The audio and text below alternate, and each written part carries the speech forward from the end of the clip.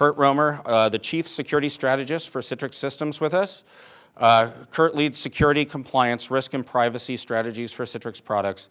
As a member of the Citrix CTO and Strategy Office, he drives ideation, I still got to get that word, innovation and technical direction for products and solutions that advance business productivity while ensuring information governance. An information services veteran with more than 30 years experience, his credentials include CISSP.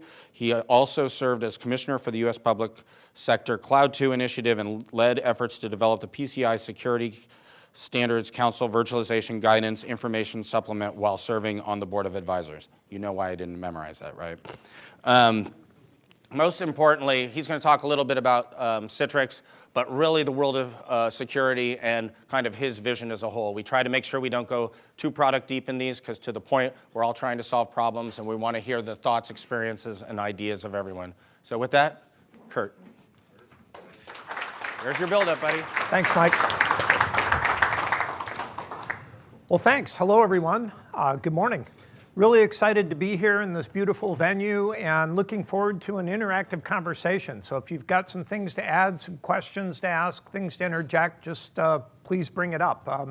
Security is a real important topic because it touches all of us.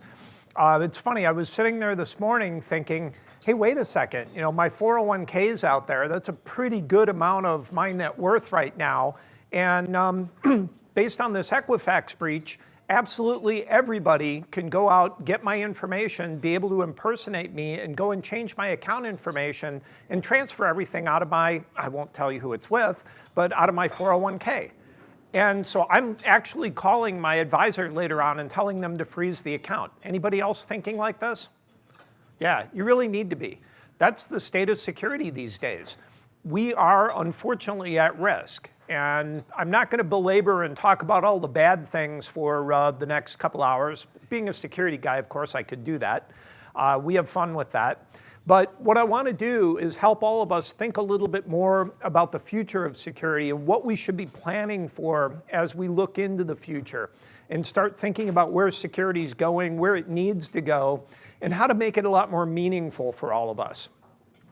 So with that, jump into a couple things. You know, one of the things we want to do is provide a lot of questions to ask. And we should be asking many questions as we engage new services, as we utilize existing services, as we look at how our roles are changing, how our organizations are changing, and most importantly, how our relationships are changing.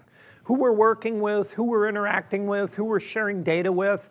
This is extremely important, and it goes well beyond just what most of us think about in terms of security, right? Which is what? What do we think about? Uh-oh, front row. I'm going to have to pick on somebody in the front row. What do we think about?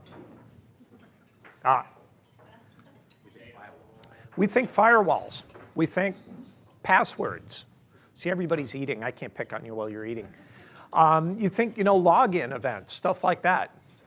If your security is just your login event, I would argue you've got some real issues, because if you're designing your entire security around restricting access, guess what? People already have access.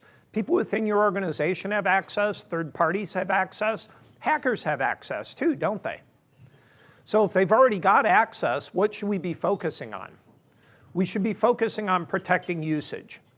I'm not saying throw out access security. It's extremely important, but you can't just rely on that as your sole source of trust. And if you do, you're going to continue to experience a lot of the issues that we've had so far to date.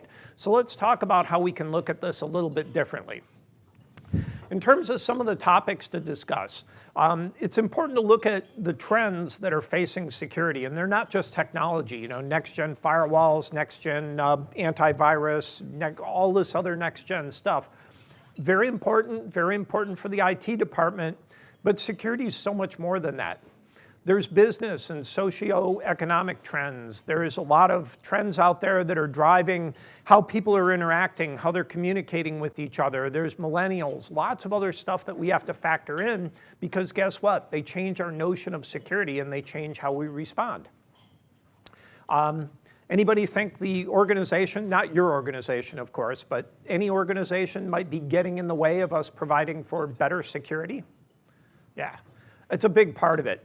we really have to revisit. If security right now is just a department and a product and something that somebody else does, yeah, that's where the organization is failing. Your security department should really be the cheerleaders, the people who are out there helping to make sure that you're getting everybody involved, that they're thinking about the right level of security and compliance and privacy that have to be part of everything you do. If the security department instead is this black box that a whole bunch of money and stuff goes into and nothing comes out of other than information for the board, you don't have the right security team right now. You're really going to need to take a look at that further. And we'll talk about that. Mobility, IoT, extremely important, right? What's IoT got to do with security, though? Everything. Everything? Why? I love that answer. Yeah, everything's connected. We have tens of billions going into hundreds of billions of devices that are connected through IoT.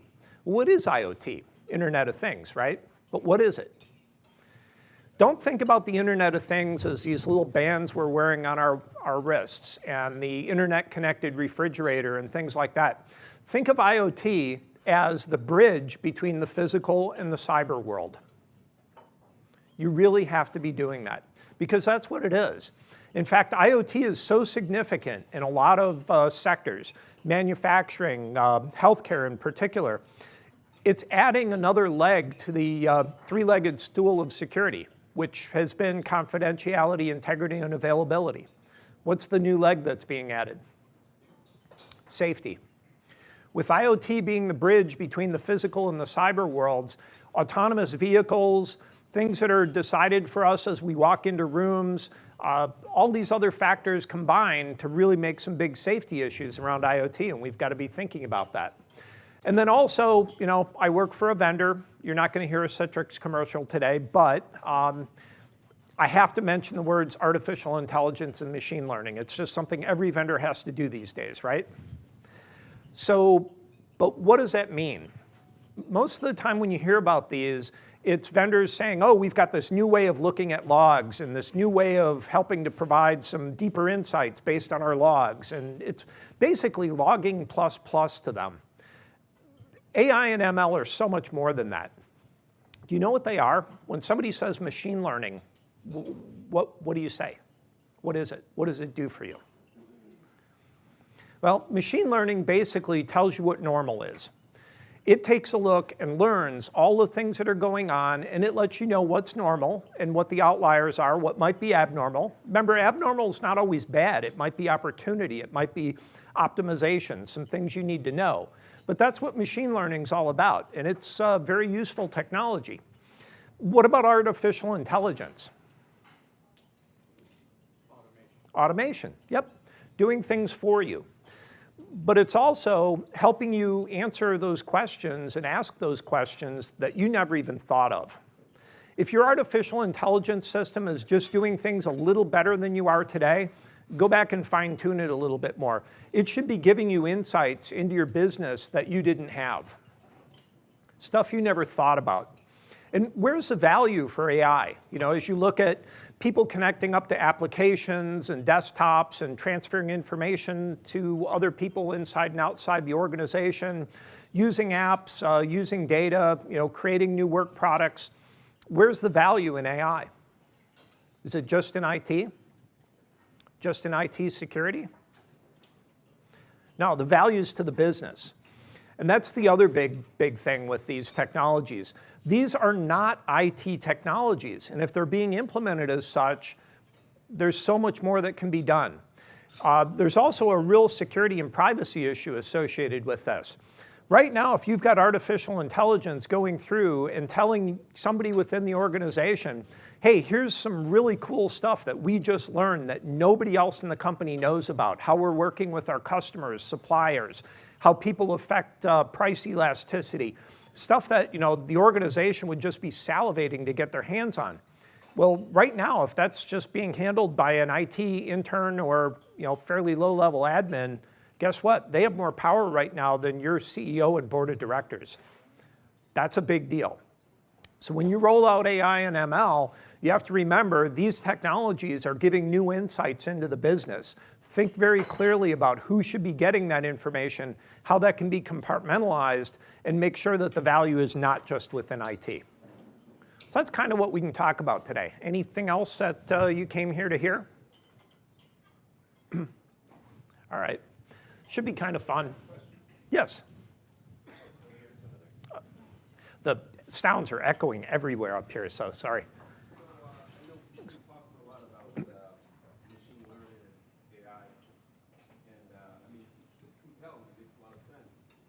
How far are we from really seeing like machine learning and AI in the data center? Okay. Question was, so a lot of people have been talking about machine learning and AI. How far are we seeing from this in the data center? We're seeing it today. There are several vendors that have technologies implemented that machine learning is going through and learning the network, and they're learning how things are shared within the network. And actually, there were machine learning algorithms 5-6 years ago that were predicting how the carriers were routing traffic through their networks. And the paths that they would take for optimization, for the best performance and the best cost, balancing those out, were a path that no human engineer would ever pick. It seemed so illogical it was not even funny. But it was the right path. It was the right path, and it could dynamically adjust it. And so machine learning figured that out, and then artificial intelligence helps to predict that over time. And within Citrix, we've been doing that as well. We've had a NetScaler MOS, the management and analytics system, part of NetScaler, has been in place for a couple years now, going through and helping to provide insights into what's going on from all the data that passes through the NetScaler. Once again, as you authenticate into your environment, you put in your multi-factor authentication, your tokens, your passwords, your identity. And as you connect up to various applications, internally and externally, that goes through a NetScaler, including some of the biggest web properties out there in the world. All of that data can be utilized to help optimize how people are communicating. And we've been using that within Citrix, and I welcome you to look at that a little further. We've even expanded on that to provide the Citrix Analytics service that's going to be a component across all of our products, so that as you connect through to various applications, data, services, you're collaborating, you can go back through and, as a Citrix customer, be able to understand how your organization is working, where things are very effective, where you might have a group that's struggling a little bit. And from a security and risk management perspective, you can even look at the performance of individuals or teams. And so you could go down and see that there's one vice president that's accepting a certain amount of risk every single quarter at the last month of the quarter because he procrastinated. And you can give them a little additional remedial training. Or somebody who's really struggling with a certain application, and you can see that it's taking he or she 3 times longer than anybody else in the organization. Maybe they need a little training. Once again, some great information that will help the business and help individuals, but it can also bring up some privacy implications. So, yeah, great question. Yes? When do you think we'll start seeing mainstream adoption of blockchains? To add to your buzzword. Yeah, buzzword. We're working on buzzword bingo, by the way. Turn over your... So blockchain adoption. Blockchain adoption's out there right now. It's being used by a lot of financial services organizations to help with the distributed ledger problem. But if you think as well about blockchain adoption, there's a distributed ledger problem with things like firewall rules and IDS, IPS rules. And organizations that are sharing data with each other would like to. So the Financial Services ISAC has been together for years, and they share data between the different banks and financial institutions, but it's a very tight-knit group. The government's called for the rest of us to share data a little bit more, but oftentimes the data you're sharing needs to be anonymized, and you want people to be able to use it, but you don't want them to modify it or see the source. Blockchain can help with that, and so I personally see some very wide blockchain adoption within the next 3 years. Oh, good question. A lot of different things that we're working with today, a lot of different situations we're working in. One of the biggest issues, though, is that the rate of change is just something that people are having a hard time keeping up with. the dynamic nature of security, the changing threat landscape, all of the vulnerabilities that we need to be aware of. And could you pick up the device in your pocket right now and tell me what vulnerabilities you have on there and whether you're concerned about having your bank account on that device right now or not? I'm sure there are a couple people that can. For the rest of us, that can be a struggle. I mean, I've been up here for 10 minutes now. I can't tell you anymore because things have changed in the last 10 minutes. It really is that dynamic. When's the last time that you got a notification from your carrier or from your phone supplier that said, hey, you really need to update. We've got a security issue and we want to make sure you're taken care of, or your app vendors or anything? Or does this all just silently happen in the background? Sometimes. And sometimes not, because if you've got a phone that you haven't updated in a couple of years, guess what? Pretty much anybody can get on it these days through any network you connect to, and that's kind of scary. If they're targeting you, you've got a problem. We got to do better than this. A lot of other stuff. I'll leave this for us to go through later, but we really have to take a look at how changes are happening and how this digital disruption is affecting us. I've touched on a lot of these already, but the business model one is also very big because many traditional business models are completely being disrupted by mobility, cloud, millennials, and very soon with IoT and things like blockchain. You have to constantly be thinking, if you've got a business that's been running really, really well, how could somebody disrupt that? What would they need to do? If somebody were to come in with absolutely none of the legacy debt and baggage that you have that you're already supporting, how would they be able to do it better? You have to be thinking about that all the time, especially in terms of things like security. And when we take a look at security, we've got three different groups that we're typically thinking about. First one being users. And I'm saying from an organizational view, the theme is more, more, more. You can't see all of that from over there because it's being blocked. What do users want more of? Access. More access. Yep. What else? They want more autonomy, right? They want more freedom of choice. They want more apps. We see that all the time. What else do they want more of? More freedom. More freedom. That's the big one. Yep. What about IT? What does IT want more of? Control. Absolutely. That's the big one. What else? Trouble tickets. Yeah. Uh-oh. Somebody, yeah, we'll let that one go. What else? Structure. More technology. IT has got some very ingrained practices that they're basically perpetuating. And one of the things that we've got to think about is if you're part of an IT organization and you're looking for this from a more perspective, guess what? Somebody can come by and do it for less. The worst one, though, is the CSO. Your chief security officer or chief information security officer, what do they want more of? It's an easy one. Control. Yep. Visibility. And what are we always hearing? Need more money, need more people, right? If your answer to everything as a CSO is more money and more people, that's also a huge problem. We got to find a way to do this better with less money and less people. Artificial intelligence is going to help, but that reign of control is coming to a very quick end. In fact, one of the things that I like to show is this little slide. I never take pictures of slides when I'm at conferences. This one I did. This one struck me. This is from the Gartner IT Security and Risk Management Conference in Sydney, Australia last month that I presented at. I'll read it for those in the back. By 2022, in 60% of large enterprises, business units will select their desired level of cost and risk. Let that sink in for a second. Do you agree with that? Let's say they're even off by half. Wow. Does this change how we do IT? Quite a bit. Is this the way it kind of should have been in the first place? Yeah. So I've been doing this for a while, and when I started, it wasn't IT, it was information services. That made a lot more sense. And then we focused way too much on technology for several decades. I would beg all of us to go back and have more of an information services mentality from here on forward. Stop focusing so much on the technology and start focusing on what we're delivering. This is going to happen, and it's already been happening as people get out and buy their own mobile devices, mobile applications, cloud applications, and business units completely bypass IT in total. We can still be relevant, we can still have a lot of things that help these business units, but we have to keep this one in mind.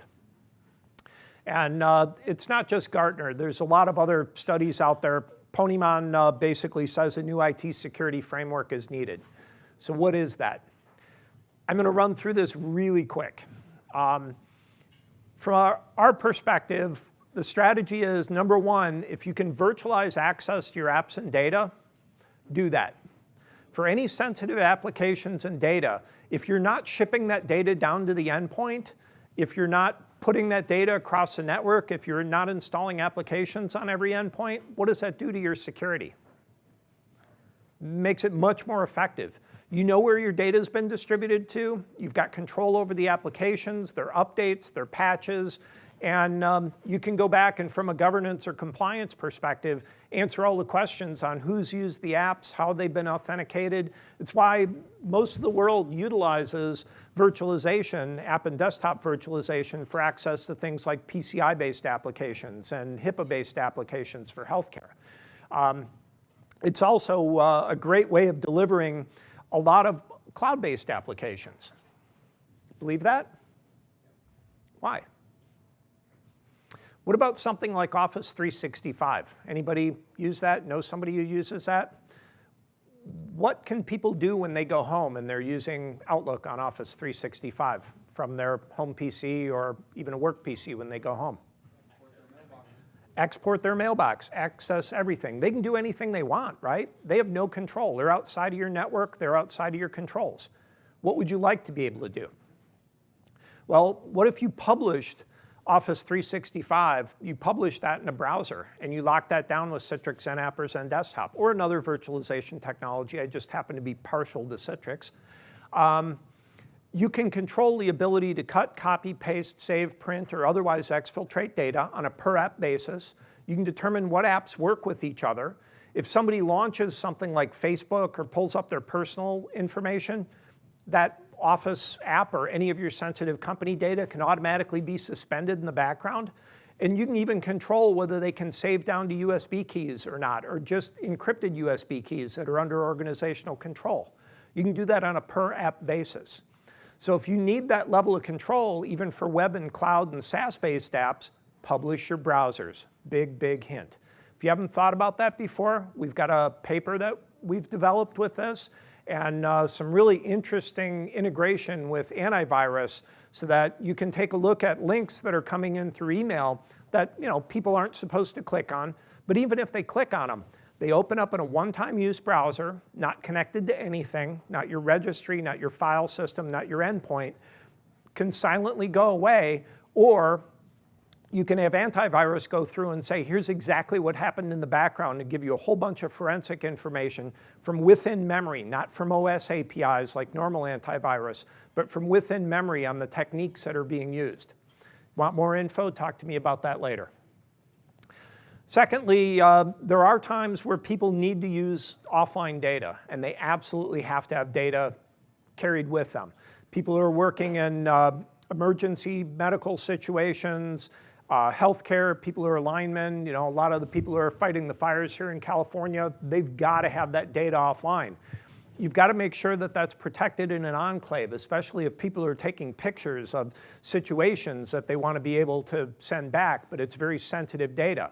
Have that automatically go into an enterprise managed enclave just because somebody's at work. It automatically handles it for them. And all of the data is protected, and it's separated from the data on their personal device if they're bringing in their own device. And by the way, all the other controls that I talked about in terms of copy, paste, et cetera, same thing. You can apply all of those to the containers. All of these capabilities need to be situational, though, so that when you're at work, certain things happen the way that they should when you're at work. When you're at home, they happen the way they should be when you're at home. And when you're traveling, especially internationally, maybe certain data is not available on your device. Maybe you just have virtual access. Maybe it automatically preloads some documents for you to look at on the airplane and updates things that you otherwise would have had to have gone and searched for. And it does it automatically. You can build all of that into policy. And it's more than policy, though. It's basically workflows. You have to think about how people are working throughout their days, all the different things that they do to collaborate and produce a work product, and build that into workflows along with security that are automatically controlled for the user. We leave way too much up to user action or inaction today.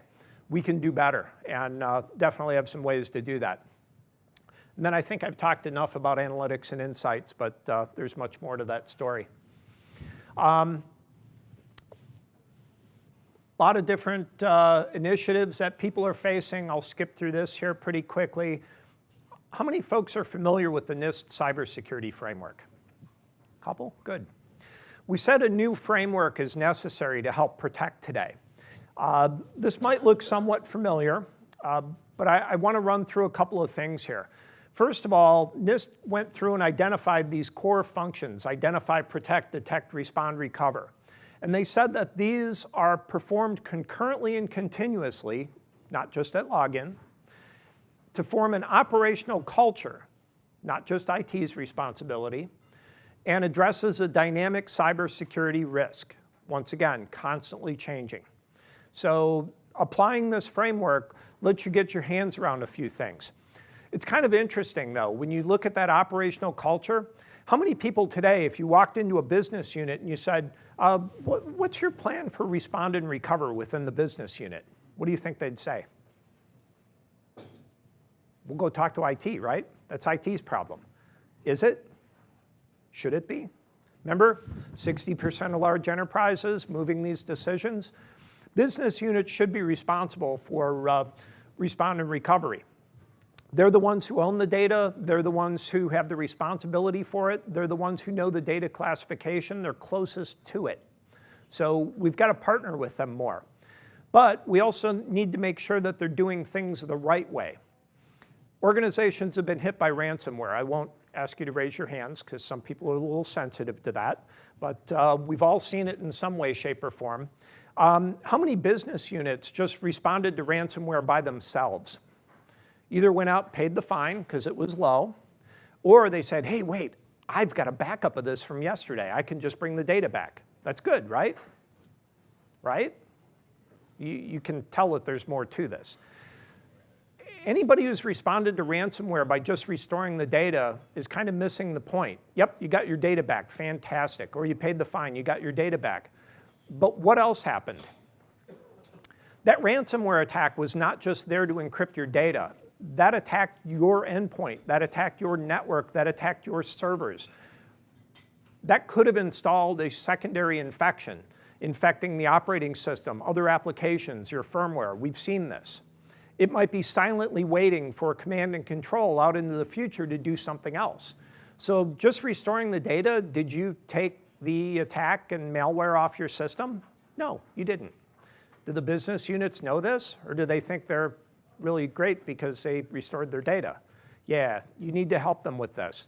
The other thing is if you've got roots of trust associated with any of these, things like certificates, if your system got hacked, don't trust any of your roots of trust anymore. Completely reissue them. If you had servers and domain controllers that had certs on them, they have to be reissued. You've all done that, right? If you haven't, another helpful hint. Okay, I've gone through and for each of these put together some things to think about from the perspective of each one of the areas of the cybersecurity framework. In the interest of time, we're not going to run through this, but I'll make sure you have a copy of the presentations so that you can run through and take a look at these. Really, from an identify perspective, though, you've got a couple of cool things you can do, and artificial intelligence and machine learning will go through and help you identify the organizational use of your data, the roles that are using it, the relationships, how people are communicating it. Use that to help identify.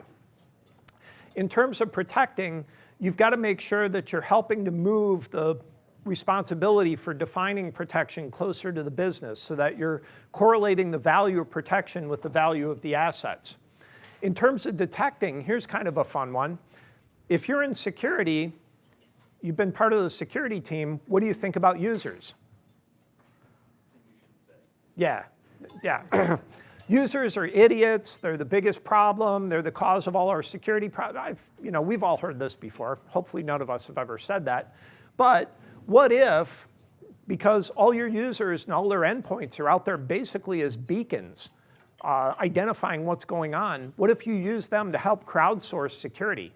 Identifying threats, identifying vulnerabilities, things that are unique, and actually using users and automating this to crowdsource a better source of security response and detection.